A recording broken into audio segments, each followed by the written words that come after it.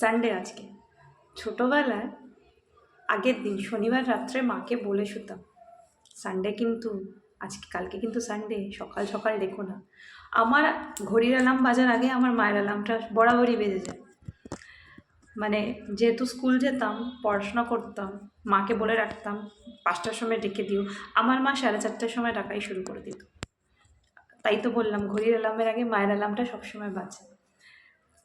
তার জন্য শনিবারে বলে শুতাম, আজকে কিন্তু, কালকে কিন্তু সানডে, ডাকবে না। মা বলতো আচ্ছা ডাকবো না, তুই ঘুমাও, যতক্ষণ ইচ্ছে ঘুমাও।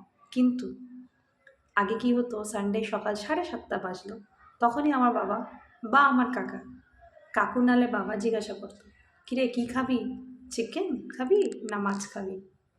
মানে কন্টিনিউয়াস রিপিটেডলি বলতে থাকতো, দেখছে ঘুমাচ্ছি তাও বলতো, কী খাবি, চিকেন খাবি না মাছ খাবি? বাবা কাকু দুজনেই জানতো যে একটু চিকেন খেতে ভালোবাসি, স্পেশালি সানডে একটু পোলাও মাংস হবে, একটু সানডে ভাইব আসবে।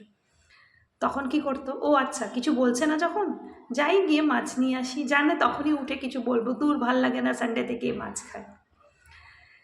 কীরকম করে সময় বদলায় দেখুন, সানডেও আসছে, সব আসছে, আমিও আছি, কিন্তু সেই দিনগুলো নেই।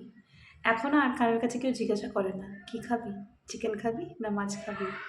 মাছ নিয়ে এলাম কিন্তু, চিকেন কিন্তু এই করবি না, তখন কিন্তু কিছু বলবি না, সবই আছে, দিনগুলো নেই। সময়টা সত্যি পাল্টে যায়। কিছু কিছু সময় পাল্টানো ভালো লাগে, কিন্তু কিছু কিছু না, খুব মনকে আঘাত দেয়, কেন সেই দিনগুলোই থাকতো, তাই না?